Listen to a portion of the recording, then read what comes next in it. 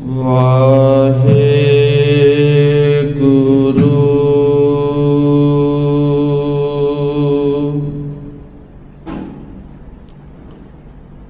ਸਾਹਿਬ JIO.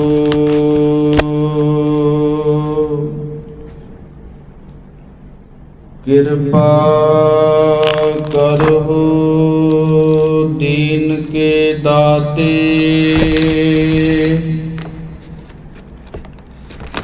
ਮੇਰਾ ਗੁਣ ਅਵਗੁਣ ਨਾ ਵਿਚਾਰਹੁ ਕੋਈ।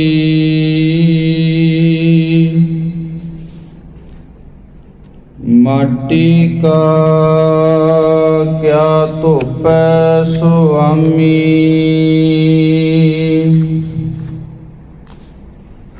ਮਾਨਸ ਕੀ ਗਤ ਏਹੀ। ਅਗਮ ਅਗੋਚਰ ਅਪਰ ਅਪਾਰਾ, ਪਾਰ ਬ੍ਰਹਮ ਪ੍ਰਧਾਨੋ।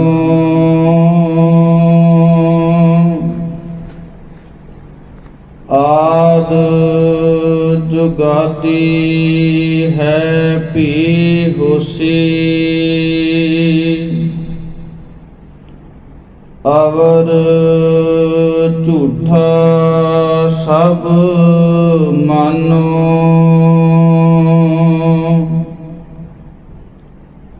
ਸਗਲ ਦੁਆਰ ਕੋ ਛਾੜ ਕੇ, ਗਹਿਓ ਤੁਹਾਰੋ ਦੁਆਰ।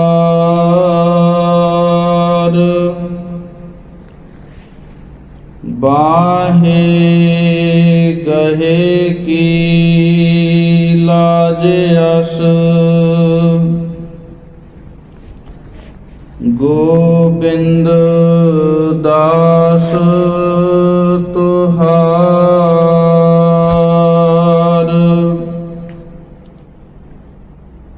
ਚੂੰ ਅਨਲ ਹਕ ਬਰ ਜ਼ਬਾਨ ਇਜ਼ਹਾਰ ਕਰਦ, ਸ਼ਰਹੇ ਆਮ ਮਨਸੂਰ ਰਾ ਬਰਦਾਰ ਕਰਦ।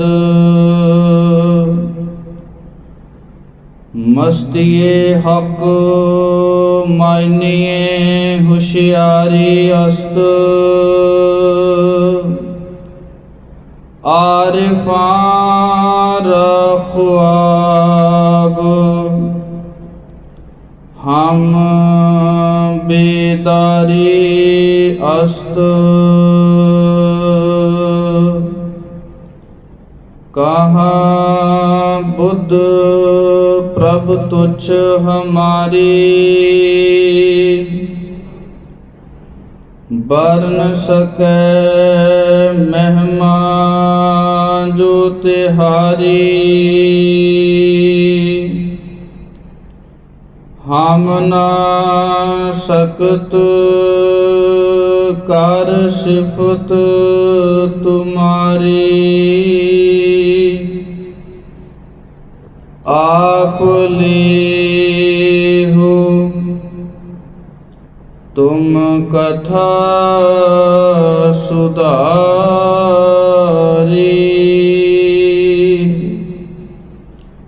ਹਮ ਨਾ ਸਕਤ ਕਰ ਸਿਫਤ ਤੁਮਾਰੀ। ਆਪ ਲੀਹੋ ਤੁਮ ਕਥਾ ਸੁਧਾਰੀ।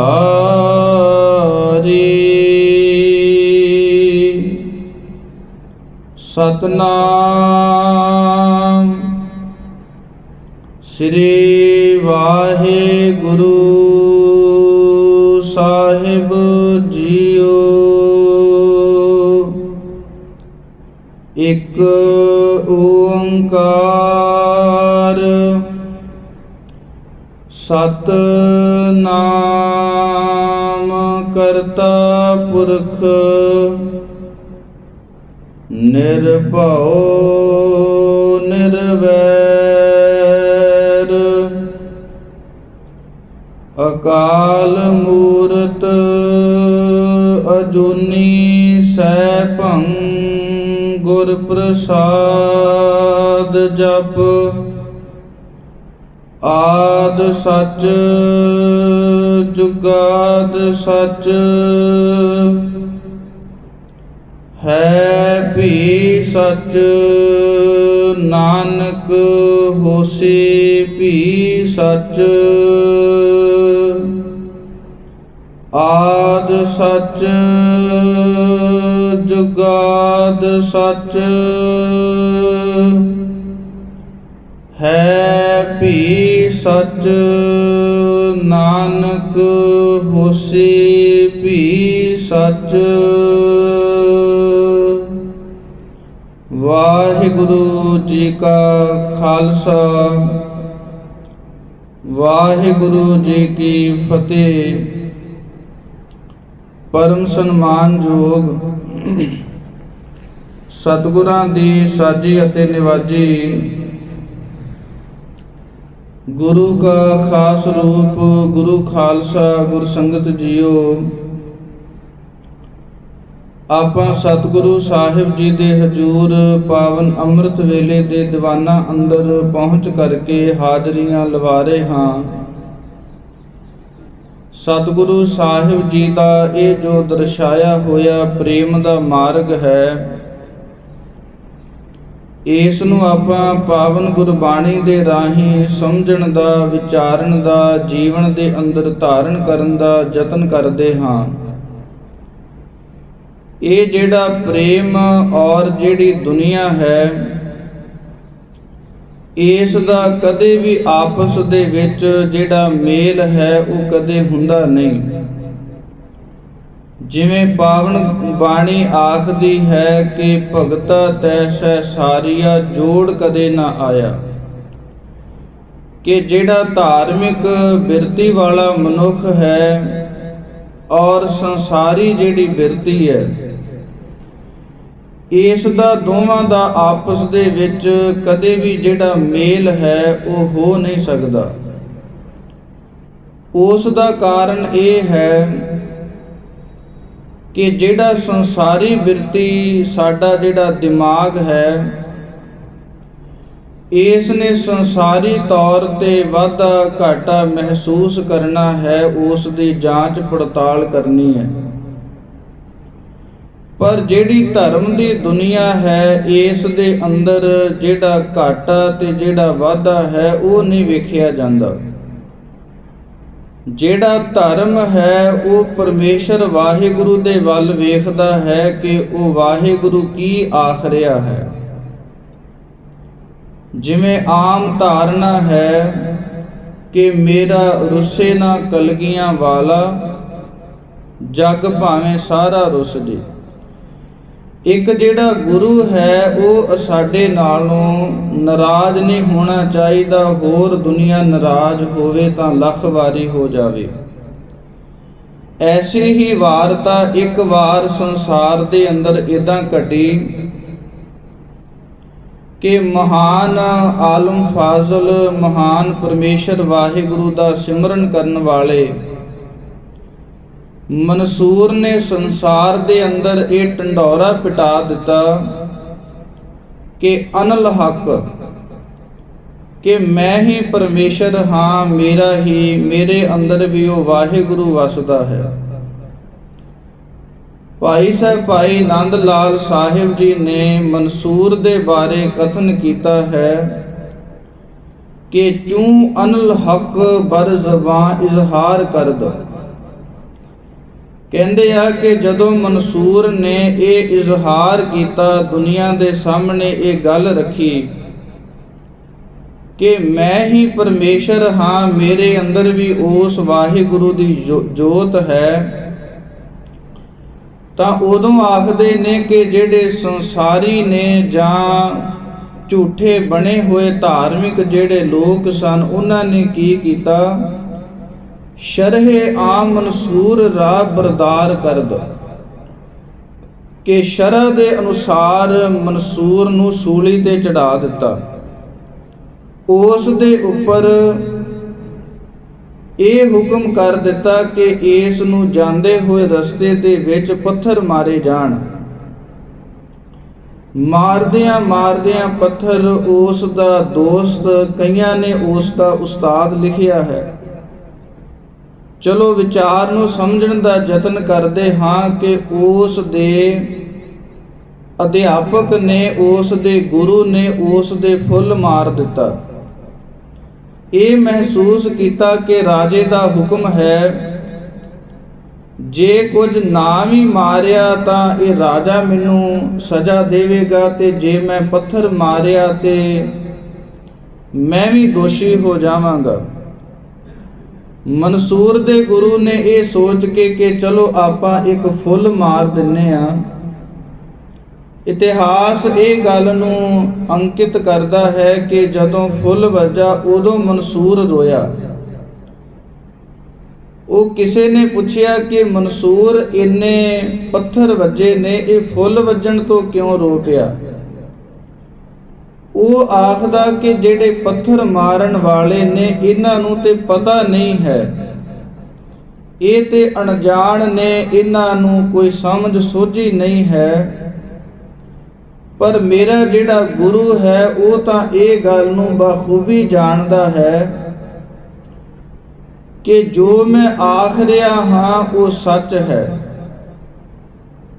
ਤਾਂ ਇਸ ਦੇ ਜਾਣ ਦੇ ਬਾਵਜੂਦ ਵੀ ਇਸ ਨੇ ਮੈਨੂੰ ਫੁੱਲ ਮਾਰ ਕੇ ਮੈਨੂੰ ਬਹੁਤ ਵੱਡੀ ਭਾਰੀ ਸਜ਼ਾ, ਮੈਨੂੰ ਦੋਸ਼ੀ ਠਹਿਰਾ ਦਿੱਤਾ।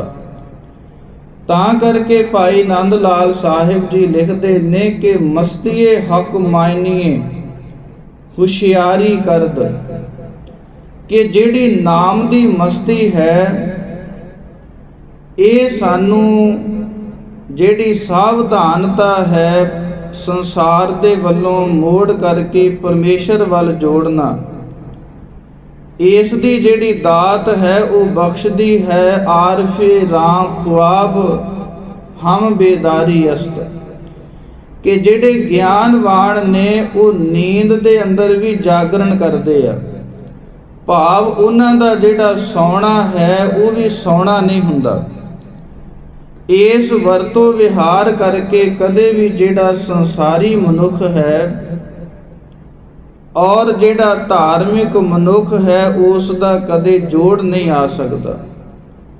ਸਤਿਗੁਰੂ ਸਾਹਿਬ ਜੀ ਦੀ ਪਾਵਨ ਗੁਰਬਾਣੀ ਦੀ ਜੋ ਵਿਚਾਰ ਹੈ ਕਿ ਸਤਿਗੁਰੂ ਸਾਹਿਬ ਜੀ ਨੇ ਜੋ ਇਲਹਾਮ ਇਸ ਦੁਨੀਆ ਦੇ ਸਾਹਮਣੇ ਪੇਸ਼ ਕੀਤਾ ਕਿ ਆਦ ਸੱਚ ਜੁਗਾਦ ਸੱਚ ਹੈ ਵੀ ਸੱਚ, ਨਾਨਕ ਹੋਸੀ ਵੀ ਸੱਚ, ਇਹ ਜੋ ਪਾਵਨ ਬਚਨ ਹਨ, ਇਸ ਦੀ ਕੁਝ ਜਿਹੜੀ ਵਿਚਾਰ ਹੈ ਬੇਅੰਤ ਪ੍ਰਕਾਰ ਕਰਕੇ ਵਿਦਵਾਨਾਂ ਨੇ ਕਥਨ ਕੀਤੀ ਹੈ ਕਿ ਇਸ ਸ਼ਲੋਕ ਦੇ ਅੰਦਰ, ਇਸ ਸ਼ਬਦ ਦੇ ਅੰਦਰ ਬਹੁਤ ਜ਼ਿਆਦਾ ਵੱਡਾ ਜਿਹੜਾ ਗਿਆਨ ਦਾ ਸਮੁੰਦਰ ਹੈ ਉਹ ਛੁਪਿਆ ਹੋਇਆ ਹੈ। ਇੱਕ ਆਪਾਂ ਵਿਚਾਰ ਨੂੰ ਸਮਝਣ ਦਾ ਯਤਨ ਕਰਦੇ ਹਾਂ ਕਿ ਵਿਦਵਾਨ ਮਹਾਂਪੁਰਖ ਸ਼ਾਸਤਰਕਾਰ ਜਿਹੜੇ ਨੇ, ਉਹਨਾਂ ਨੇ ਇੱਕ ਵਿਦਿਆ ਦੇ ਅੰਦਰ ਇੱਕ ਗੁਣ ਅੰਕਿਤ ਕੀਤਾ ਹੈ, ਉਸ ਨੂੰ ਆਖਦੇ ਨੇ ਉਪਕਰਮ ਉਪਸੰਹਾਰ ਦੀ ਰੀਤੀ। ਉਸ ਦਾ ਭਾਵ ਇਹ ਹੁੰਦਾ ਹੈ ਕਿ ਜਿਸ ਜਗ੍ਹਾ ਤੋਂ ਕੋਈ ਗੱਲ ਸ਼ੁਰੂ ਹੋਵੇ ਉੱਥੇ ਜਾ ਕੇ ਸਮਾਪਤ ਕਰ ਦੇਣੀ। ਸਤਿਗੁਰੂ ਸਾਹਿਬ ਜੀ ਨੇ ਆਮ ਕਰਕੇ ਪਾਵਨ ਗੁਰਬਾਣੀ ਦੇ ਅੰਦਰ ਇਹ ਬੇਅੰਤ ਪ੍ਰਕਾਰ ਕਰਕੇ ਇਹ ਜਿਹੜਾ ਵਿਦਿਆ ਹੈ ਇਸ ਨੂੰ ਰੱਖਿਆ ਹੈ, ਪਰ ਮੂਲ ਮੰਤਰ ਦੇ ਹੀ ਅੰਦਰ ਇਸ ਨੂੰ ਦੋ ਪ੍ਰਕਾਰ ਕੇ ਰੱਖ ਦਿੱਤਾ ਹੈ। ਦੇਖੋ, ਜਿਹੜਾ ਇੱਕ ਓੰਕਾਰ ਸ਼ਬਦ ਹੈ, ਇਸ ਨੂੰ ਗੁਰਮਤਿ ਦੇ ਵਿੱਚ ਆਖਿਆ ਜਾਂਦਾ ਹੈ ਬੀਜ ਮੰਤਰ। ਜਿਹੜੀ ਮੂਲ ਰੂਪ ਦੇ ਅੰਦਰ ਬਾਣੀ ਹੈ ਉਹ ਸੱਸੇ ਤੋਂ ਸ਼ੁਰੂ ਹੁੰਦੀ ਹੈ। ਸਤਨਾਮ ਦਾਸ ਦੁਆਰਾ ਆਪਣੇ ਬਚਨਾਂ ਨੂੰ ਦੁਹਰਾਵੇ ਕਿ ਉਪਕ੍ਰਮ ਉਪਸੰਹਾਰ ਦੀ ਰੀਤੀ ਉਸ ਨੂੰ ਆਖਦੇ ਨੇ ਕਿ ਜਿੱਥੋਂ ਜਿਹੜੀ ਗੱਲ ਸ਼ੁਰੂ ਕੀਤੀ ਜਾਵੇ ਉੱਥੇ ਹੀ ਆ ਕੇ ਸਮਾਪਤ ਕਰ ਦੇਣੀ, ਇਸ ਨੂੰ ਉਪਕ੍ਰਮ ਉਪਸੰਹਾਰ ਦੀ ਰੀਤੀ ਆਖਦੇ ਆ। ਤੇ ਸਤਿਗੁਰੂ ਸਾਹਿਬ ਜੀ ਨੇ ਦੇਖੋ ਸੱਸੇ ਅੱਖਰ ਤੋਂ ਜਿਹੜੀ ਬਾਣੀ ਹੈ ਉਸ ਨੂੰ ਪ੍ਰਾਰੰਭ ਕੀਤਾ ਹੈ। ਤੇ ਜਦੋਂ ਆਪਾਂ ਰਾਗਮਾਲਾ ਬਾਣੀ ਪੜ੍ਹਦੇ ਹਾਂ, ਅਖੀਰ ਵਾਲਾ ਜਿਹੜਾ ਸ਼ਬਦ ਆਉਂਦਾ ਹੈ 18 10 20, ਉਸੇ ਸੱਸੇ ਅੱਖਰ ਤੇ ਆ ਕਰਕੇ ਸਤਿਗੁਰੂ ਸਾਹਿਬ ਜੀ ਨੇ ਸਮਾਪਤੀ ਕੀਤੀ ਹੈ। ਦਾਸ ਨੇ ਪਹਿਲਾਂ ਵੀ ਇੱਕ ਦਿਨ ਬਚਨ ਆਖੇ ਸਨ ਕਿ ਪਾਵਨ ਗੁਰਬਾਣੀ ਦੇ ਅੰਦਰ ਦੁਨੀਆ ਦੀ ਕੋਈ ਐਸੀ ਵਿਦਿਆ ਨਹੀਂ ਹੈ ਜਿਹੜੀ ਸਤਿਗੁਰੂ ਸਾਹਿਬ ਜੀ ਨੇ ਅੰਕਿਤ ਨਾ ਕੀਤੀ ਹੋਵੇ। ਪਰ ਸਾਡੇ ਗੁਰਸਿੱਖਾਂ ਦੇ ਕਿੰਨੇ ਦੁਰਭਾਗ ਹਨ ਜੋ ਇਸ ਪਾਵਨ ਬਾਣੀ ਨੂੰ ਅਸੀਂ ਅੱਜ ਤੱਕ ਸਮਝ ਹੀ ਨਹੀਂ ਸਕੇ, ਵਿਚਾਰ ਹੀ ਨਹੀਂ ਸਕੇ। ਇਸੇ ਪ੍ਰਕਾਰ ਹੀ ਜਦੋਂ ਇਹ ਸ਼ਲੋਕ ਸ਼ੁਰੂ ਹੁੰਦਾ ਹੈ, ਆਦ ਸੱਚ ਜੁਗਾਦ ਸੱਚ ਹੈ ਵੀ ਸੱਚ, ਨਾਨਕ ਹੋਸੀ ਵੀ ਸੱਚ, ਤਾਂ ਉਸ ਵੇਲੇ ਵੀ ਆਪਾਂ ਇਹ ਵੇਖਦੇ ਹਾਂ ਕਿ ਜਿਹੜਾ ਆਦ ਸ਼ਬਦ ਹੈ, ਆਦ ਦੀ ਜਿਹੜੀ ਪਹਿਲੀ ਪੰਕਤੀ ਹੈ, ਆਦ ਦਾ ਪਹਿਲਾ ਜਿਹੜਾ ਸ਼ਬਦ ਹੈ ਉਹ ਹੈ ਆ, ਐੜੇ ਨੂੰ ਕੰਨਾ ਆ। ਇੱਥੋਂ ਜਿਹੜੀ ਪਾਵਨ ਸ਼ਲੋਕ ਹੈ, ਪਾਵਨ ਜਿਹੜੀ ਬਾਣੀ ਹੈ, ਪਾਵਨ ਜਿਹੜਾ ਬਚਨ ਹੈ ਉਹ ਸਤਿਗੁਰੂ ਸਾਹਿਬ ਜੀ ਪ੍ਰਾਰੰਭ ਕਰਦੇ ਆ। ਤੇ ਜਦੋਂ ਆਪਾਂ ਐਨ ਰਾਗਮਾਲਾ ਤੋਂ ਪਹਿਲਾਂ ਸਮਾਪਤੀ ਕਰਦੇ ਹਾਂ ਤੇ ਪੰਕਤੀ ਆਉਂਦੀ ਹੈ ਕਿ ਨਾਨਕ ਨਾਮ ਮਿਲੈ ਤਾਂ ਜੀਵਾ, ਤਨ ਮਨ ਥੀਵੈ ਹਰਿਆ। ਇਹ ਹਰਿਆ ਜਿਹੜਾ ਸ਼ਬਦ ਹੈ ਇੱਥੇ ਫੇਰ ਐੜੇ ਨੂੰ ਕੰਨਾ ਹੈ। ਸਤਿਗੁਰੂ ਸਾਹਿਬ ਜੀ ਨੇ ਇੱਥੇ ਵੀ ਉਹੀ ਜਿਹੜੀ ਉਪਕ੍ਰਮ ਉਪਸੰਹਾਰ ਦੀ ਜਿਹੜੀ ਰੀਤੀ ਹੈ ਉਸ ਨੂੰ ਸਮਾਪਤ ਕੀਤਾ ਹੈ।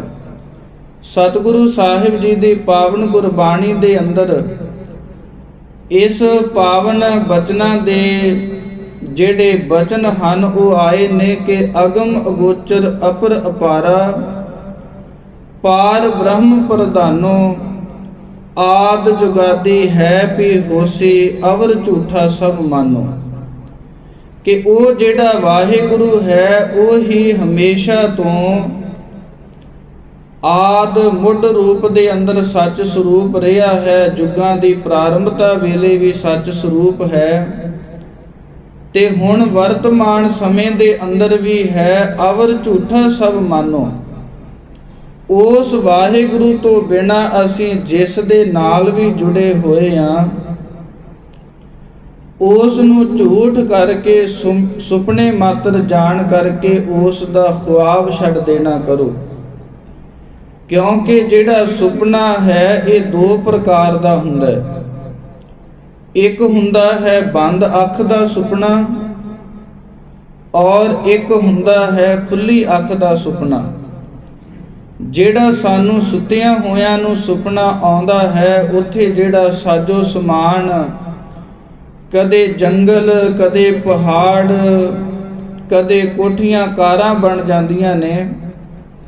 ਜਿਵੇਂ ਉਹ ਜਿਹੜਾ ਸੁਪਨਾ ਹੈ ਅੱਖ ਖੁੱਲਣ ਤੋਂ ਬਾਅਦ ਉਹ ਸਭ ਕੁਝ ਨਾਸ਼ ਹੋ ਜਾਂਦਾ ਹੈ, ਉਸੇ ਪ੍ਰਕਾਰ ਇਹ ਜਿਹੜਾ ਸੰਸਾਰ ਦਾ ਸਾਜੋ ਸਮਾਨ ਅਸੀਂ ਵੇਖਦੇ ਹਾਂ ਇਹ ਵੀ ਜਦੋਂ ਸਾਨੂੰ ਗਿਆਨ ਹੋਇਆ ਉਸ ਵੇਲੇ ਸਾਡੇ ਜਿਹੜੇ ਝਗੜੇ ਝਮੇਲੇ ਹਨ, ਸਾਡੀਆਂ ਤ੍ਰਿਸ਼ਨਾਵਾਂ ਨੇ, ਇਹਨਾਂ ਦਾ ਵੀ ਨਾਸ਼ ਹੋ ਜਾਣਾ ਹੈ।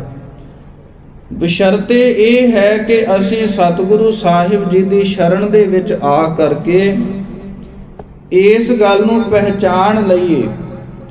ਕਿਉਂਕਿ ਜਿਹੜਾ ਮਨੁੱਖ ਹੈ, ਆਪਾਂ ਸਾਰੇ ਜਾਣਦੇ ਹਾਂ ਕਿ ਮਨੁੱਖ ਬਹੁਤ ਜ਼ਿਆਦਾ ਵਹਿਮਾਂ ਭਰਮਾਂ ਦੇ ਵਿੱਚ ਫਸ ਕਰਕੇ ਆਪਣਾ ਜੀਵਨ ਗੁਜ਼ਾਰ ਰਿਹਾ ਹੈ।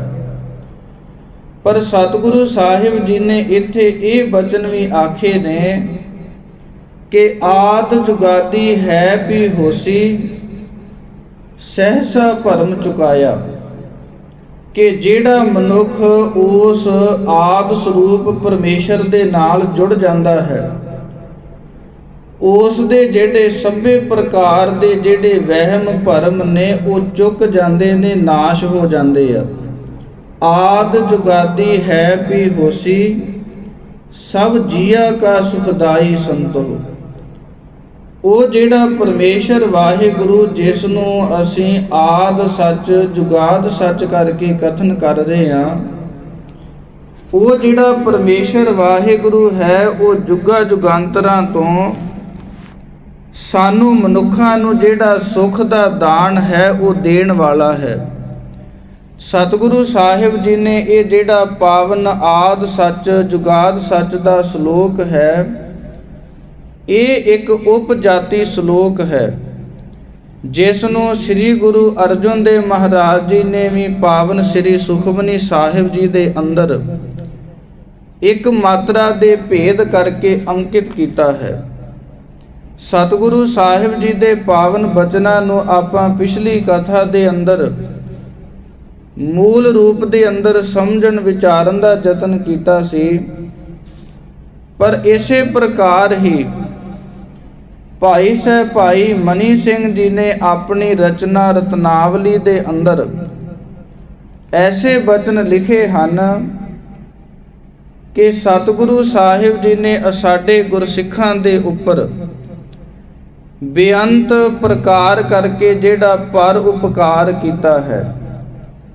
ਆਪਾਂ ਪਿਛਲੀ ਕਥਾ ਦੇ ਅੰਦਰ ਇਹ ਵਿਚਾਰਨ ਦਾ ਯਤਨ ਕੀਤਾ ਸੀ ਕਿ ਸਤਿਗੁਰੂ ਸਾਹਿਬ ਜੀ ਨੇ ਇੱਕ ਨਵੀਂ ਜਿਹੜੀ ਰੀਤੀ ਹੈ ਉਹ ਤੋਰੀ ਹੈ ਕਿ ਆਮ ਕਰਕੇ ਜਿਹੜਾ ਸਮਾਂ ਹੈ, ਜਿਹੜਾ ਕਾਲ ਹੈ, ਉਸ ਨੂੰ ਵਿਦਵਾਨਾਂ ਨੇ ਤਿੰਨ ਪ੍ਰਕਾਰ ਕਰਕੇ ਵੰਡਿਆ ਹੈ। ਪਰ ਸਤਿਗੁਰੂ ਸਾਹਿਬ ਜੀ ਨੇ ਇੱਥੇ ਚਾਰ ਜਿਹੜੇ ਕਾਲ ਨੇ ਉਹਨਾਂ ਨੂੰ ਅੰਕਿਤ ਕਰਕੇ ਸੰਸਾਰ ਦੇ ਅੰਦਰ ਇੱਕ ਨਵੀਂ ਵਿਚਾਰ ਪੇਸ਼ ਕੀਤੀ ਹੈ। ਇਸ ਲਈ ਉਹ ਜਿਹੜਾ ਪਰਮੇਸ਼ਰ ਵਾਹਿਗੁਰੂ ਹੈ, ਉਸ ਦਾ ਸਰੂਪ ਸ੍ਰੀ ਗੁਰੂ ਨਾਨਕ ਦੇਵ ਮਹਾਰਾਜ ਜੀ ਨੇ ਆਪਣੇ ਸਮੇਂ ਦੇ ਅੰਦਰ ਸਾਡੇ ਉੱਪਰ ਪਰ ਉਪਕਾਰ ਕਰਨ ਦੇ ਲਈ ਬਹੁਤ ਵੱਡਾ ਇੱਕ ਕਾਰਜ ਕੀਤਾ ਹੈ। ਉਹ ਹੈ ਕਿ ਭਾਈ ਮਨੀ ਸਿੰਘ ਜੀ ਲਿਖਦੇ ਹਨ ਆਪਣੀ ਰਚਨਾ ਰਤਨਾਵਲੀ ਦੇ ਅੰਦਰ ਕਿ ਜਦੋਂ ਪਰਮੇਸ਼ਰ ਵਾਹਿਗੁਰੂ ਦਾ ਹੁਕਮ ਹੋਇਆ, ਉਸ ਵੇਲੇ ਸਤਿਗੁਰੂ ਸ੍ਰੀ ਗੁਰੂ ਨਾਨਕ ਦੇਵ ਮਹਾਰਾਜ ਜੀ ਨੇ ਜਿਹੜਾ 9 ਯੁਗ ਵਾਸਦੇਵ ਮੰਤਰ ਦਾ ਸਿਮਰਨ ਦਾ ਜਾਪ ਕਰਕੇ ਉਸ ਦੇ ਵਿੱਚੋਂ ਜਿਹੜਾ ਵਾਵਾ ਅੱਖਰ ਹੈ ਉਸ ਨੂੰ ਗ੍ਰਹਿਣ ਕੀਤਾ। ਫਿਰ ਇਸੇ ਪ੍ਰਕਾਰ ਹੀ ਅਗਲੇ ਜਿਹੜੇ 9 ਯੁਗ ਨੇ ਉਸ ਦੇ ਅੰਦਰ ਹਰ ਸ਼ਬਦ ਦਾ ਜਾਪ ਕਰਕੇ ਜਿਹੜਾ ਹਾਹੇ ਨੂੰ ਸਿਹਾਰੀ ਆਪਾਂ ਬੋਲਦੇ ਆਂ ਵਾਹੇ, ਉਹ ਜਿਹੜਾ ਸ਼ਬਦ ਹੈ ਉਸ ਨੂੰ ਗ੍ਰਹਿਣ ਕੀਤਾ। ਅਗਲੇ ਜਿਹੜੇ 9 ਯੁਗ ਸਨ, ਉਸ ਸਮੇਂ ਸਤਿਗੁਰੂ ਸਾਹਿਬ ਸ੍ਰੀ ਗੁਰੂ ਨਾਨਕ ਦੇਵ ਮਹਾਰਾਜ ਜੀ ਨੇ ਜਿਹੜਾ ਗੋਬਿੰਦ ਸ਼ਬਦ ਹੈ 9 ਯੁਗ ਇਸ ਦੀ ਭਗਤੀ ਕਰਕੇ ਜਿਹੜਾ ਗੱਗਾ ਅੱਖਰ ਹੈ ਉਸ ਨੂੰ ਗ੍ਰਹਿਣ ਕੀਤਾ। ਉਸ ਤੋਂ ਅਗਲੇ ਜਿਹੜੇ 9 ਯੁਗ ਉਸ ਵੇਲੇ ਜਿਹੜਾ ਰਾਮ ਸ਼ਬਦ ਹੈ ਇਸ ਦੀ ਬੰਦਗੀ ਕਰਕੇ ਸਤਿਗੁਰੂ ਸ੍ਰੀ ਗੁਰੂ ਨਾਨਕ ਦੇਵ ਮਹਾਰਾਜ ਜੀ ਨੇ ਜਿਹੜਾ ਵਾਹਿਗੁਰੂ ਸ਼ਬਦ ਹੈ ਇਹ ਸਾਡੇ ਗੁਰਸਿੱਖਾਂ ਦੇ ਜਪਣ ਦੇ ਲਈ ਪੇਸ਼ ਕੀਤਾ ਹੈ। ਸਤਿਗੁਰੂ ਸਾਹਿਬ ਸ੍ਰੀ ਗੁਰੂ ਨਾਨਕ ਦੇਵ ਮਹਾਰਾਜ ਜੀ ਨੇ ਆਪ 36 ਯੁਗ ਜਿਹੜਾ ਜਾਪ ਹੈ ਉਸ ਨੂੰ ਕਰਕੇ ਇਹ ਵਾਹਿਗੁਰੂ ਮੰਤਰ ਪੈਦਾ ਕੀਤਾ ਹੈ। ਇਸ ਨੂੰ ਜਪ ਕਰਕੇ ਹੀ ਦਾਸ ਇਹ ਬੇਨਤੀ ਤਾਂ ਕਰ ਰਿਹਾ ਹੈ ਕਿਉਂਕਿ ਸਤਿਗੁਰੂ ਸਾਹਿਬ ਜੀ ਨੇ ਮੂਲ ਮੰਤਰ ਦੀ ਸਮਾਪਤੀ ਕਰਦਿਆਂ ਹੋਇਆਂ ਇਸ ਗੱਲ ਨੂੰ ਆਖਿਆ ਹੈ ਕਿ ਆਦ ਸੱਚ ਜੁਗਾਦ ਸੱਚ ਹੈ ਵੀ ਸੱਚ ਨਾਨਕ ਹੋਸੀ ਵੀ ਸੱਚ, ਕਿ ਉਹ ਜਿਹੜਾ ਪਰਮੇਸ਼ਰ ਦਾ ਜਿਹੜਾ ਸਰੂਪ ਹੈ, ਜਿਹੜੀ ਹੋਂਦ ਹੈ, ਉਹ 4 ਸਮਿਆਂ ਦੇ ਵਿੱਚ ਵਰਤਦੀ ਹੈ। ਇਹ ਸੰਸਾਰ ਦੇ ਬਣਨ ਤੋਂ ਪਹਿਲਾਂ ਵੀ, ਤੇ ਜਦੋਂ ਇਹ ਜਿਹੜਾ ਭਵਿੱਖਤ ਸਮਾਂ ਸੰਸਾਰ ਦੀ ਪੈਦਾਇਸ਼ ਵੇਲੇ, ਉਸ ਵੇਲੇ ਵੀ ਉਹ ਵਾਹਿਗੁਰੂ ਮੌਜੂਦ ਹੈ, ਹੁਣ ਵਰਤਮਾਨ ਸਮੇਂ ਦੇ ਅੰਦਰ ਵੀ ਮੌਜੂਦ ਹੈ, ਤੇ ਆਉਣ ਵਾਲੇ ਭਵਿੱਖਤ ਸਮੇਂ ਦੇ ਅੰਦਰ ਵੀ ਮੌਜੂਦ ਰਹੇਗਾ। ਇਸ ਲਈ 4 ਸਮਿਆਂ ਨੂੰ ਸਮਝਣ ਦੇ ਲਈ ਸਤਿਗੁਰੂ ਸਾਹਿਬ ਜੀ ਨੇ ਇਹ 4 ਅੱਖਰਾਂ ਦਾ ਜਿਹੜਾ ਮੰਤਰ ਹੈ ਉਸ ਨੂੰ ਉਕਰਿਆ ਹੈ। ਜਿਹੜੇ ਬਾਕੀ ਦੇ ਮੰਤਰ ਹਨ, ਬਾਕੀ ਦੇ ਜਿਹੜੇ ਵਾਹਿਗੁਰੂ ਦੇ ਨਾਮ ਨੇ, ਉਹ ਕੋਈ 2 ਅੱਖਰਾ ਨਾਮ ਹੈ, ਕੋਈ 3 ਅੱਖਰਾ, ਕੋਈ ਉਸ ਤੋਂ ਵੱਧ ਨਾਮਾਂ ਵਾਲਾ ਹੈ। ਪਰ ਇਹ ਜਿਹੜੇ ਪਰਮੇਸ਼ਰ ਵਾਹਿਗੁਰੂ ਦੀ ਸੱਚੀ ਸੁੱਚੀ ਹੋਂਦ ਹੈ, ਉਸ ਨੂੰ ਸਤਿਗੁਰੂ ਸਾਹਿਬ ਜੀ ਨੇ ਇਸ ਵਾਹਿਗੁਰੂ ਸ਼ਬਦ ਦੇ ਰਾਹੀਂ ਗੁਰਸਿੱਖਾਂ ਦੇ ਜਾਣਨ ਦੇ ਲਈ ਇਹ ਵਾਹਿਗੁਰੂ ਮੰਤਰ ਦਾ ਜਿਹੜਾ ਉਪਦੇਸ਼ ਹੈ, ਇਸ ਨੂੰ ਬਖਸ਼ਿਆ ਹੈ। ਇਸ ਲਈ ਐਸੀ ਜਿਹੜੀ ਵਿਚਾਰ ਹੈ, ਇਸ ਨੂੰ ਆਪਾਂ ਸੁਣ ਪੜ੍ਹ ਕਰਕੇ ਸਤਿਗੁਰੂ ਸ੍ਰੀ ਗੁਰੂ ਨਾਨਕ ਦੇਵ ਮਹਾਰਾਜ ਜੀ ਦੇ ਚਰਨਾਂ ਦੇ ਉੱਪਰ ਸੀਸ ਝੁਕ ਜਾਂਦਾ ਹੈ ਕਿ ਸਤਿਗੁਰੂ ਸਾਹਿਬ ਜੀਓ, ਅਸੀਂ ਤਾਂ ਤੁਹਾਡੇ ਪਰ ਉਪਕਾਰਾਂ ਨੂੰ, ਸਾਡੀ ਉਹ ਅੱਖ ਹੀ ਨਹੀਂ ਹੈ ਕਿ ਜਿਸ ਦੇ ਨਾਲ ਅਸੀਂ ਤੁਹਾਡੇ ਪਰ ਉਪਕਾਰਾਂ ਨੂੰ ਵੇਖ ਸਕੀਏ। ਤਾਂ ਕਰਕੇ ਸਤਿਗੁਰੂ ਸਾਹਿਬ ਜੀ ਨੇ ਹਮੇਸ਼ਾ ਹੀ ਗੁਰਸਿੱਖਾਂ ਨੂੰ ਇੱਕ ਗੱਲ ਆਖੀ ਹੈ ਕਿ ਕੀਤਾ ਲੋੜੀਐ ਕੰਮ ਸੋ ਹਰਿ ਪਹਿ ਆਖੀਐ, ਕਿ ਅਸੀਂ ਸਾਡੀ ਜਿਹੜੀ ਅਵਸਥਾ ਹੈ ਉਹ ਕਿਹੜੇ ਵੀ ਰੂਪ ਦੇ ਵਿੱਚ ਬਣ ਜਾਵੇ, ਪਰ ਸਾਨੂੰ ਸਤਿਗੁਰੂ ਸਾਹਿਬ ਜੀ ਨੇ ਜਿਹੜੀ ਅਰਦਾਸ ਕਰਨ ਦੀ ਦਾਤ ਹੈ, ਅਰਦਾਸ ਕਰਨ ਦੀ ਜਿਹੜੀ ਵਿਚਾਰ ਹੈ, ਉਹ ਸਾਨੂੰ ਦਰਸਾਈ ਹੈ। ਉਸ ਤੋਂ ਜਿਹੜਾ ਸਿੱਖ ਹੈ, ਇਸ ਦਾ ਜਿਹੜਾ ਡੋਲਦਾ ਹੋਇਆ ਮਨ ਹੈ, ਉਹ ਵੀ ਵਸ ਦੇ ਵਿੱਚ ਆ ਜਾਂਦਾ ਹੈ। ਇਸ ਲਈ ਸਤਿਗੁਰੂ ਸਾਹਿਬ ਜੀ ਦਾ ਇਹ ਜਿਹੜਾ ਮਹਾ ਮੰਤਰ, ਇਹ ਮੂਲ ਮੰਤਰ ਹੈ, ਇਸ ਦੇ ਅੰਦਰ ਜਿਹੜਾ ਇਹ ਆਦ ਸੱਚ ਜੁਗਾਦ ਸੱਚ ਹੈ ਵੀ ਸੱਚ ਨਾਨਕ ਹੋਸੀ ਵੀ ਸੱਚ ਜਿਹੜਾ ਸ਼ਬਦ ਹੈ, ਇਸ ਨੂੰ ਵਿਦਵਾਨ ਮਹਾਂਪੁਰਖਾਂ ਨੇ ਬੜੇ ਹੋਰ ਅਰਥਾਂ ਦੇ ਵਿੱਚ ਵੀ ਵਿਚਾਰਿਆ ਹੈ। ਇੱਕ ਟੀਕਾਕਾਰ ਇਸ ਦੇ ਅਰਥ ਇਸ ਪ੍ਰਕਾਰ ਕਰਦਾ ਹੈ ਕਿ ਜਦੋਂ ਜਿਹੜਾ ਇਹ ਜੀਵ ਸ਼ੁੱਧ ਸਰੂਪ ਸੀ, ਜਦੋਂ ਇਸ ਨੂੰ ਤ੍ਰਿਸ਼ਨਾ ਦੀ ਅਗਨੀ ਨਹੀਂ ਲੱਗੀ, ਜਦੋਂ ਉਸ ਪਰਮੇਸ਼ਰ ਵਾਹਿਗੁਰੂ ਦਾ ਸਰੂਪ ਸੀ, ਜਿਵੇਂ ਆਪਾਂ ਪਾਵਨ ਪੰਕਤੀ ਪੜ੍ਹਦੇ ਹਾਂ ਕਿ ਆਤਮਾ ਪ੍ਰਾਤਮਾ ਏਕੋ ਕਰੈ, ਇਹ ਸਾਡੀ ਜਿਹੜੀ ਜੀਵ ਸੱਤਾ ਹੈ, ਸਾਡੀ ਜਿਹੜੀ ਆਤਮਾ ਹੈ, ਜਦੋਂ ਉਸ ਪਰਮੇਸ਼ਰ ਵਾਹਿਗੁਰੂ ਦੇ ਵਿੱਚ ਅਭੇਦ ਹੋ ਰਹੀ ਸੀ, ਉਸ ਵੇਲੇ ਕਰਮਾਂ ਦੀ ਉਪਾਧੀ ਜਿਹੜੀ ਹੈ ਇਸ ਮਨੁੱਖ ਦੇ ਉੱਪਰ ਆ ਕੇ ਪਈ ਨਹੀਂ ਸੀ। ਭਾਵ ਜਦੋਂ ਐਨ ਨਿਰਮਲ ਸ਼ੁੱਧ ਸਰੂਪ ਉਸ ਪਰਮੇਸ਼ਰ ਵਾਹਿਗੁਰੂ ਦੇ ਜੋਤੀ ਸਰੂਪ ਵਰਗਾ ਇਸ ਜੀਵ ਦਾ ਸਰੂਪ ਸੀ, ਉਦੋਂ ਵੀ ਇਹ ਜਿਹੜਾ ਜੀਵ ਹੈ ਇਹ ਸੱਚ ਸਰੂਪ ਦਾ ਵਾਹਿਗੁਰੂ ਦਾ ਹੀ ਰੂਪ ਸੀ। ਦਾਸ ਫਿਰ ਆਪਣੇ ਬਚਨਾਂ ਨੂੰ ਦੁਹਰਾਵੇ ਕਿ ਜਿਸ ਵੇਲੇ ਇਹ ਜੀਵ ਨੂੰ ਤ੍ਰਿਸ਼ਨਾ ਦੀ ਅਗਨੀ ਲੱਗੀ ਨਹੀਂ ਸੀ, ਕਿਉਂਕਿ ਇੱਕ ਵਿਦਾਂਤ ਮਤ ਦਾ ਗ੍ਰੰਥ ਹੈ ਅਧਿਆਤਮ ਪ੍ਰਕਾਸ਼।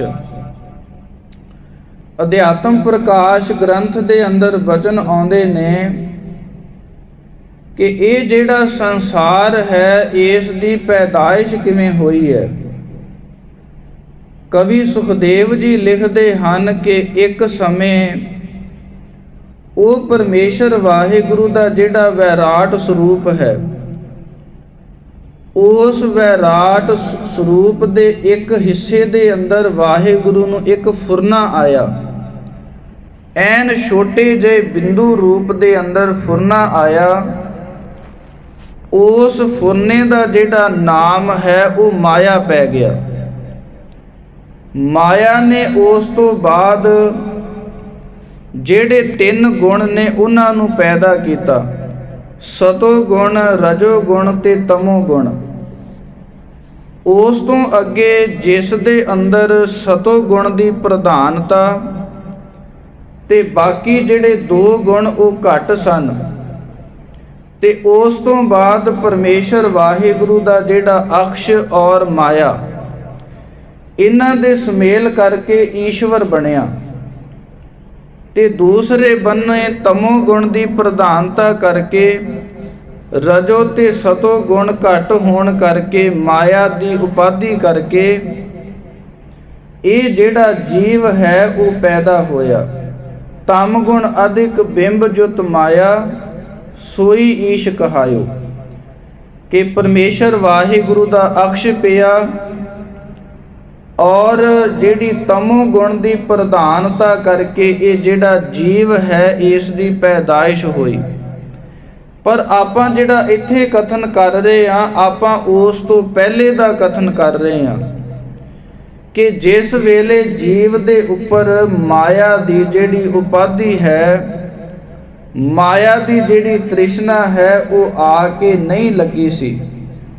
ਆਪਾਂ ਇਸ ਨੂੰ ਸਮਝਣ ਦੇ ਲਈ ਇਦਾਂ ਸਮਝ ਸਕਦੇ ਹਾਂ ਕਿ ਜਦੋਂ ਬੱਚਾ ਆਪਣੀ ਮਾਤਾ ਦੇ ਉਦਰ ਦੇ ਵਿੱਚ ਸੀ, ਉਸ ਵੇਲੇ ਵੀ ਇਹ ਆਦਿ ਸੱਚ ਕਿ ਜਨਮ ਤੋਂ ਪਹਿਲਾਂ ਦਾ ਜਿਹੜਾ ਸਮਾਂ ਹੈ, ਉਸ ਵੇਲੇ ਵੀ ਇਹ ਜਿਹੜਾ ਜੀਵ ਹੈ ਇਹ ਵਾਹਿਗੁਰੂ ਸੱਚ ਸਰੂਪ ਦਾ ਹੀ ਰੂਪ ਸੀ।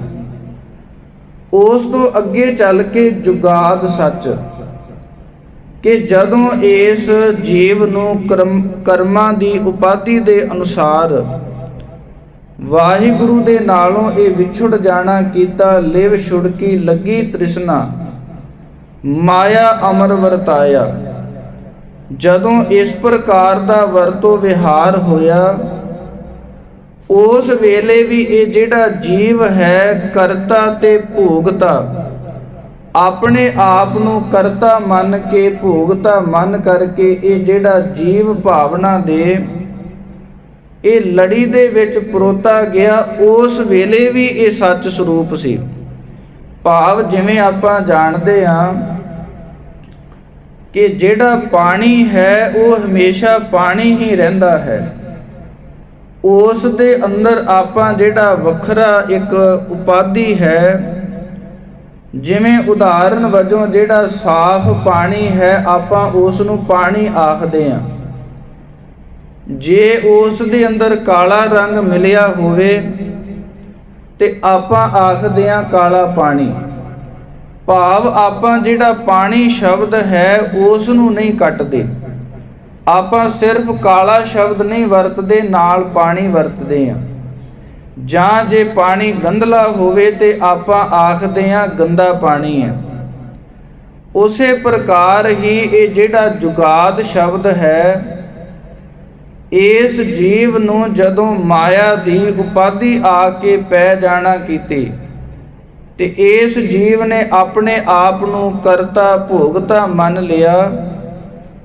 ਉਸ ਵੇਲੇ ਇਹ ਕਰਮਾਂ ਦੇ ਗੇੜ ਦੇ ਵਿੱਚ ਪੈ ਕਰਕੇ ਇਹ ਜਿਹੜਾ ਜੀਵ ਹੈ ਇਹ ਉਸ ਵੇਲੇ ਵੀ ਸੱਚ ਸਰੂਪ ਸੀ। ਤੀਸਰਾ ਜਿਹੜਾ ਸ਼ਬਦ ਹੈ ਆਦ ਸੱਚ, ਜੁਗਾਦ ਸੱਚ, ਹੈ ਵੀ ਸੱਚ। ਹੈ ਵੀ ਸੱਚ ਦੇ ਅਰਥ ਇਹ ਨੇ ਕਿ ਫਿਰ ਜਦੋਂ ਗੁਰੂ ਪ੍ਰਸਾਦ ਦੇ ਸਦਕਾ ਇਸ ਤ੍ਰਿਸ਼ਾਲੂ ਮਨੁੱਖ ਨੂੰ ਕੁਝ ਸੋਝੀ ਸਮਝ ਪੈਦਾ ਹੋਈ, ਇਸ ਦੇ ਅੰਦਰ ਜਗਿਆਸਤਾ ਪੈਦਾ ਹੋਈ, ਵਾਹਿਗੁਰੂ ਦਾ ਸਿਮਰਨ ਕਰਨ ਲੱਗਾ, ਉਸ ਵੇਲੇ ਉਪਾਸਨਾ ਭਗਤੀ ਦੇ ਕਰਨ ਲੱਗਾ। ਉਪਾਸਨਾ ਭਗਤੀ ਦੇ ਕਰਕੇ ਕਿ ਮੇਰੇ ਜਿਹੜੇ ਕਰਮ ਨੇ ਉਹ ਕੱਟੇ ਜਾਣ, ਮੇਰਾ ਜਿਹੜਾ ਇਹ ਜੀਵਨ ਦੇ ਅੰਦਰ ਪਾਰ ਉਤਾਰਾ ਹੈ ਇਹ ਹੋ ਜਾਣਾ ਕਰੇ। ਜਦੋਂ ਇਦਾਂ ਜਗਿਆਸੂ ਬਣ ਕੇ ਬੇਨਤੀਆਂ ਕਰਦਾ ਹੈ ਜੀਵ, ਉਸ ਵੇਲੇ ਵੀ ਇਹ ਜਿਹੜਾ ਜੀਵ ਹੈ ਇਹ ਸਤ ਸਰੂਪ ਹੀ ਹੁੰਦਾ ਹੈ। ਬਸ ਕਰਮਾਂ ਦੀ ਉਪਾਧੀ ਕਰਕੇ ਇਸ ਨੂੰ ਅੱਗੇ ਜਗਿਆਸਤਾ ਪੈਦਾ ਹੁੰਦੀ ਹੈ, ਤੇ ਉਹ ਜਿਹੜਾ ਜਗਿਆਸੂ ਹੈ ਉਹ ਮਾਨੋ ਉਸ ਦੀ ਉਪਾਧੀ ਹੈ। ਉਪਾਧੀ ਜਿਹੜਾ ਸ਼ਬਦ ਹੈ ਆਪਾਂ ਆਮ ਕਰਕੇ ਇਸ ਨੂੰ ਜਾਣਦੇ ਹਾਂ ਕਿ ਜਿਹੜੀ ਉਪਾਧੀ ਹੁੰਦੀ ਹੈ ਉਹ ਸਰੀਰ ਦੇ ਨਾਲੋਂ ਵੱਖਰੀ ਹੁੰਦੀ ਹੈ। ਮੈਂ ਵੱਖਰਾ ਹੁੰਦਾ ਹੈ, ਇਹ ਸਰੀਰ ਵੱਖਰਾ ਹੈ ਤੇ ਉਪਾਧੀ ਵੱਖਰੀ ਹੈ। ਇਹ ਸੇਮ ਉੱਦਾਂ ਹੀ ਗੱਲ ਹੈ ਕਿ ਜਿਵੇਂ ਆਪਾਂ ਆਖਦੇ ਹਾਂ ਕਿ ਘੁਮਿਆਰ ਦੇ ਭਾਂਡੇ, ਆਪਾਂ ਇਹ ਨਹੀਂ ਆਖਦੇ ਕਿ ਘੁਮਿਆਰ ਭਾਂਡਾ, ਕਿਉਂਕਿ ਜਿਹੜੇ ਭਾਂਡੇ ਨੇ ਉਹ ਵੱਖਰੇ ਹਨ। ਉਸੇ ਪ੍ਰਕਾਰ ਅਸੀਂ ਕਾਮੀ ਹਾਂ, ਕ੍ਰੋਧੀ ਹਾਂ, ਲੋਭੀ ਹਾਂ, ਸਾਨੂੰ ਕੋਈ ਰੋਗ ਲੱਗਾ ਹੈ। ਇਹ ਜਿਹੜੀਆਂ ਸਭ ਪ੍ਰਕਾਰ ਕਰਕੇ ਉਪਾਧੀਆਂ ਨੇ, ਪਰ ਜਿਹੜੇ ਜੀਵ ਨੂੰ ਰੋਗ ਲੱਗਾ ਹੈ, ਜਿਹੜਾ ਜੀਵ ਪਾਪੀ ਹੈ, ਉਹ ਜਿਹੜੀ ਪਾਪਤਾ ਹੈ ਉਸ ਵੇਲੇ ਵੀ ਜਿਹੜਾ ਅੰਦਰ ਜੀਵ ਸੱਤਾ ਹੈ ਉਹ ਸ਼ੁੱਧ ਸਰੂਪ ਦਾ ਹੀ ਰੂਪ ਰਹਿੰਦੀ ਹੈ। ਉਸ ਤੋਂ ਅੱਗੇ ਚੱਲ ਕੇ ਨਾਨਕ ਹੋਸੀ ਵੀ ਸੱਚ। ਤੇ ਜਿਸ ਵੇਲੇ ਇਹ ਸਿਮਰਨ ਕਰਦਾ ਕਰਦਾ ਜਿਹੜਾ ਜੀਵ ਹੈ ਇਹ ਗਿਆਨ ਦੀ ਧਾਰਨਾ ਨੂੰ ਸੰਚਿਤ ਕਰਨ ਲੱਗਦਾ ਹੈ, ਤੇ ਜਿਹੜੇ ਕਰਮ ਨੇ ਇਹਨਾਂ ਦਾ ਅਭਾਵ ਹੋ ਜਾਂਦਾ ਹੈ। ਵਿਦਾਂਤ ਦੇ ਗ੍ਰੰਥ ਵਿਚਾਰ ਸਾਗਰ ਦੇ ਅੰਦਰ ਐਸੇ ਬਚਨ ਆਉਂਦੇ ਨੇ ਕਿ ਜਿਹੜੇ ਚੰਗੇ ਕਰਮ ਔਰ ਮਾੜੇ ਕਰਮ ਇਹ ਦੋਹੇ ਹੀ ਬੰਧਨਾਂ ਦਾ ਕਾਰਨ ਬਣਦੇ ਨੇ। ਸਮਝਣ ਵਾਲੀ ਵਿਚਾਰ ਹੈ ਕਿ ਆਪਾਂ ਆਖਦੇ ਹਾਂ ਕਿ ਚਲੋ ਪਾਪ ਕਰਮ ਬੜੇ ਕਰ ਲਏ ਨੇ, ਕੁਝ ਪੁੰਨ ਕਰ ਲੈਣਾ ਕਰੀਏ। ਵਿਦਵਾਨ ਮਹਾਂਪੁਰਖਾਂ ਨੇ ਕਥਨ ਕੀਤਾ ਹੈ ਕਿ ਜਿਹੜੇ ਪਾਪ ਨੇ ਇਹ ਮਾਨੋ ਲੋਹੇ ਦੀਆਂ ਬੇੜੀਆਂ ਨੇ, ਤੇ ਜਿਹੜਾ ਪੁੰਨ ਹੈ ਇਹ ਮਾਨੋ ਸੋਨੇ ਦੀਆਂ ਬੇੜੀਆਂ ਨੇ। ਫਾਂਸੀ ਦਾ ਫੰਦਾ ਦੋਵਾਂ ਦੇ ਵਿੱਚ ਪੈਂਦਾ ਹੈ। ਹੁਣ ਇਸ ਤੋਂ ਬਚਿਆ ਕਿਵੇਂ ਜਾ ਸਕਦਾ ਹੈ? ਉਸ ਲਈ ਸਤਿਗੁਰੂ ਸਾਹਿਬ ਜੀ ਨੇ ਇੱਕ ਸ਼ਬਦ ਦਿੱਤਾ ਹੈ, ਉਸ ਦਾ ਨਾਮ ਹੈ ਨਿਸ਼ਕਾਮ। ਜਿਹੜਾ ਅਸੀਂ ਸੇਵਾ ਕਰਦੇ ਹਾਂ, ਸਿਮਰਨ ਕਰਦੇ ਹਾਂ, ਉਸ ਦੇ ਵਿੱਚ ਸਾਡੀ ਨਿਸ਼ਕਾਮਤਾ ਆ ਜਾਵੇ।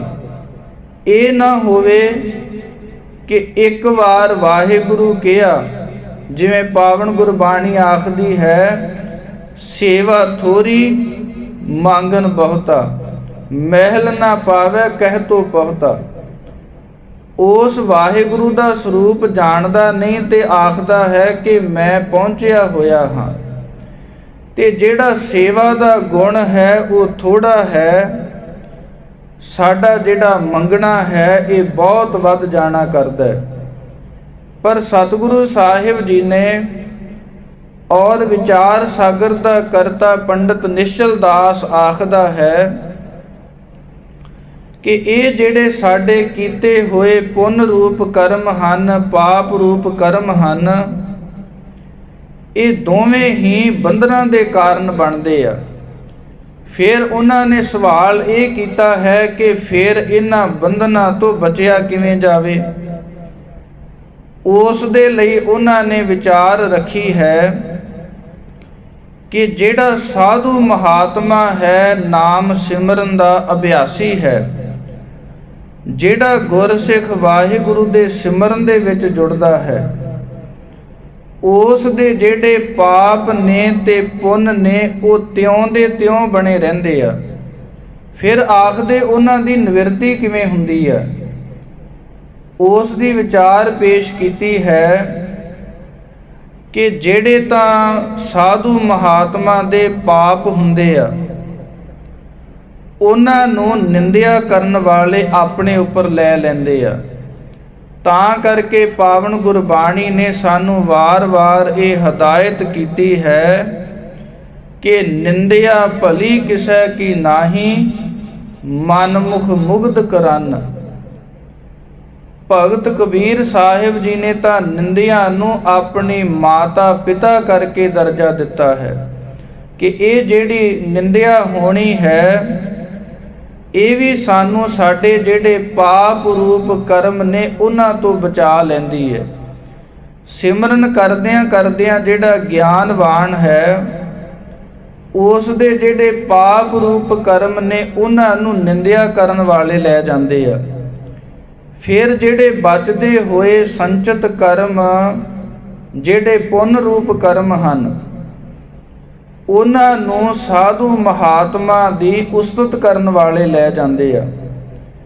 ਤੇ ਜਿਹੜੇ ਸਾਧੂ ਮਹਾਤਮਾ ਨੇ ਉਹ ਆਪਣੇ ਤੌਰ ਤੇ ਨਵਾਂ ਜਿਹੜਾ ਕਰਮ ਹੈ ਉਸ ਨੂੰ ਕਰਨਾ ਨਹੀਂ ਕਰਦੇ, ਭਾਵ ਜਿਹੜੀ ਕਰਤਾ ਔਰ ਭੋਗਤਾ ਦੀ ਜਿਹੜੀ ਵਿਚਾਰ ਹੈ ਉਸ ਨੂੰ ਖਤਮ ਕਰ ਦਿੰਦੇ ਆ। ਇਸੇ ਪ੍ਰਕਾਰ ਨਾਨਕ ਹੋਸੀ ਵੀ ਸੱਚ ਕਿ ਇਹ ਜਿਹੜਾ ਜੀਵ ਹੈ ਜਦੋਂ ਗਿਆਨਵਾਨ ਹੋ ਜਾਂਦਾ ਹੈ, ਸਿਮਰਨ ਕਰਦਾ ਕਰਦਾ ਜਿਹੜੇ ਕਰਮਾਂ ਦਾ ਅਭਾਵ ਹੋ ਜਾਂਦਾ ਹੈ, ਭਾਵ ਕਰਮਾਂ ਦੀ ਨਿਵਰਤੀ ਤੋਂ ਬਾਅਦ ਆਪਣੇ ਅੰਦਰ ਖੋਜਦਾ ਹੋਇਆ ਇਹ ਪਾ ਲੈਂਦਾ ਹੈ ਕਿ ਆਖਰ ਉਹ ਵਾਹਿਗੁਰੂ ਜਿੱਥੋਂ ਮੇਰੀ ਸ਼ੁਰੂਆਤ ਹੋਈ ਸੀ ਲਿਵ ਛੁੜਕੀ, ਉਹ ਲਿਵ ਛੁੜਕੀ ਤੋਂ ਪਹਿਲਾਂ ਦੀ ਜਿਹੜੀ ਵਿਚਾਰ ਸੀ, ਲਿਵ ਛੁੜਕੀ ਤੋਂ ਪਹਿਲਾਂ ਦਾ ਜਿਹੜਾ ਜੀਵਨ ਸੀ, ਲਿਵ ਛੁੜਕੀ ਤੋਂ ਪਹਿਲਾਂ ਦੀ ਜਿਹੜੀ ਬਿਰਤੀ ਲੱਗੀ ਹੋਈ ਸੀ, ਇਹ ਸਭ ਪ੍ਰਕਾਰ ਕਰਕੇ ਜਦੋਂ ਕਰਤਾ ਭੋਗਤਾ ਨਾਸ਼ ਹੋ ਜਾਂਦਾ ਹੈ, ਉਸ ਵੇਲੇ ਸੋਝੀ ਆਉਂਦੀ ਹੈ ਕਿ ਮੈਂ ਆਖਰ ਉਸ ਵਾਹਿਗੁਰੂ ਦਾ ਹੀ ਸੱਚ ਸਰੂਪ, ਉਸੇ ਵਾਹਿਗੁਰੂ ਦਾ ਹੀ ਰੂਪ ਹਾਂ,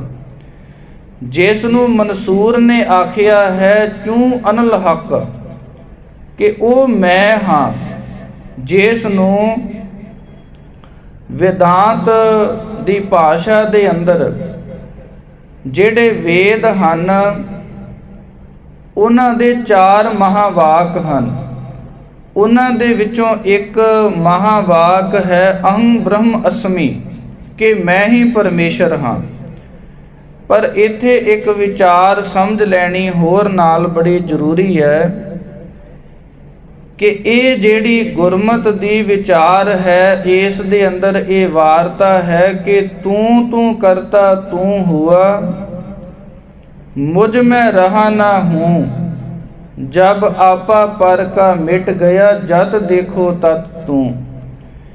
ਕਿ ਜਦੋਂ ਸਾਡੀ ਦ੍ਰਿਸ਼ਟੀ ਇਸ ਪ੍ਰਕਾਰ ਦੀ ਬਣ ਆਵੇਗੀ ਤੇ ਅਸੀਂ ਮੈਂ ਦੀ ਭਾਵਨਾ ਛੱਡ ਕਰਕੇ ਤੂੰ ਦੀ ਜ਼ਿੰਦਗੀ ਜੀਵਾਂਗੇ, ਉਸ ਵੇਲੇ ਅਸੀਂ ਉਸ ਵਾਹਿਗੁਰੂ ਦਾ ਸ਼ੁਕਰਾਨਾ ਕਰਦਿਆਂ, ਵਾਹਿਗੁਰੂ ਦਾ ਸਿਮਰਨ ਕਰਦਿਆਂ, ਉਸ ਨਾਨਕ ਹੋਸੀ ਵੀ ਸੱਚ ਦਾ ਅਸੀਂ ਰੂਪ ਹੋ ਕਰਕੇ ਸਾਡਾ ਜੀਵਨ ਤਬਦੀਲ ਹੋਵੇਗਾ। ਤਾਂ ਕਰਕੇ ਪਾਵਨ ਗੁਰਬਾਣੀ ਨੇ ਆਖਿਆ ਹੈ ਕਿ ਜੈਸੇ ਬਾਹਰ ਢੂੰਡਣ ਤੇ ਚੂਕ ਪੜੇ, ਗੁਰ ਘਰ ਹੀ ਮਾਹੇ ਦਿਖਾਇਆ ਥਾ। ਕਿ ਸਤਿਗੁਰੂ ਸਾਹਿਬ ਜੀ ਨੇ ਕੀ ਕੀਤਾ ਕਿ ਜਦੋਂ ਅਸੀਂ ਬਾਹਰੋਂ ਸਾਡੀ ਭਾਲ ਮੁੱਕ ਜਾਂਦੀ ਹੈ, ਜਦੋਂ ਅਸੀਂ ਆਪਣੇ ਅੰਦਰ ਪਲਟ ਕੇ ਵੇਖਦੇ ਹਾਂ, ਤਾਂ ਉਸ ਵੇਲੇ ਸਾਨੂੰ ਇਹ ਗੱਲ ਮਹਿਸੂਸ ਹੁੰਦੀ ਹੈ ਕਿ ਇਹ ਜਿਹੜਾ ਸੰਸਾਰ ਹੈ, ਇਸ ਦੇ ਅੰਦਰ ਤੇ ਅਸੀਂ ਐਵੇਂ ਝਗੜਦੇ ਫਿਰਦੇ ਹਾਂ, ਜਿਸ ਨੂੰ ਅਸੀਂ ਲੱਭਣ ਦੇ ਲਈ ਮੰਦਰ ਮਸਜਿਦ ਦੇ ਵਿੱਚ ਫਿਰਦੇ ਹਾਂ, ਉਹ ਤੇ ਅੰਦਰ ਬੈਠਾ ਹੈ। ਉਸ ਦੀ ਜੇ ਪਹਿਚਾਣ ਕਰਨੀ ਹੈ, ਕਿਉਂਕਿ ਜਿਹੜੇ ਵਿਦਵਾਨ ਮਹਾਂਪੁਰਖ ਨੇ ਜਿੰਨੀ ਕਿਸੇ ਦੀ ਮਤ ਬੁੱਧ ਹੈ, ਉਹਨਾਂ ਨੇ ਅਰਥਾਂ ਦੀ ਵਿਚਾਰ ਕੀਤੀ ਹੈ। ਪਰ ਇੱਥੇ ਜੋ ਅਸੀਂ ਅਰਥ ਸ਼ਰਵਣ ਕੀਤੇ ਨੇ ਕਿ ਆਦ ਸੱਚ, ਜੁਗਾਦ ਸੱਚ, ਹੈ ਵੀ ਸੱਚ, ਨਾਨਕ ਹੋਸੀ ਵੀ ਸੱਚ, ਕਿ ਉਹ ਜਿਹੜਾ ਜੀਵ ਹੈ ਉਹ ਪਹਿਲਾਂ ਵੀ ਵਾਹਿਗੁਰੂ ਦਾ ਰੂਪ ਸੀ। ਕਰਮਾਂ ਦੇ ਗਿਆਨ ਕਰਕੇ, ਕਰਮਾਂ ਦੇ ਬੰਧਨਾਂ ਵਿੱਚ ਪੈਣ ਕਰਕੇ ਵੀ ਉਹ ਵਾਹਿਗੁਰੂ ਦਾ ਰੂਪ ਸੀ।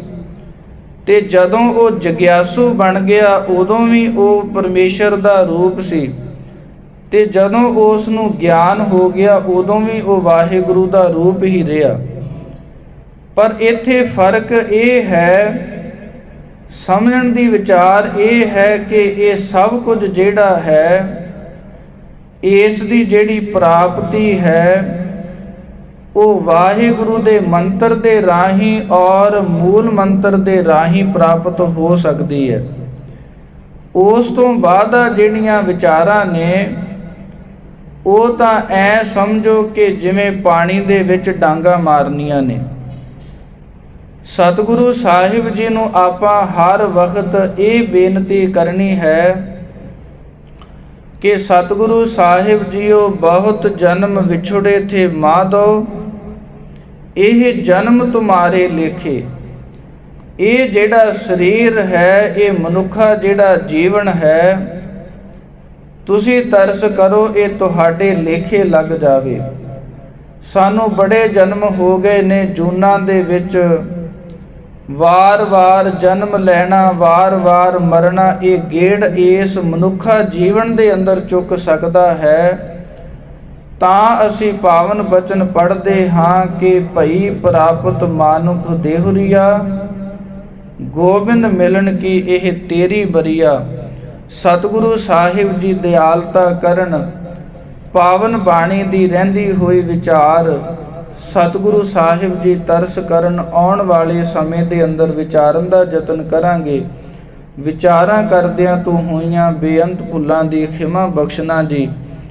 ਫਤਿਹ ਬੁਲਾ ਕਰਕੇ ਅਰਦਾਸ ਵਿੱਚ ਜੁੜਨਾ ਕਰੀਏ। ਵਾਹਿਗੁਰੂ ਜੀ ਕਾ ਖਾਲਸਾ, ਵਾਹਿਗੁਰੂ ਜੀ ਕੀ ਫਤਿਹ।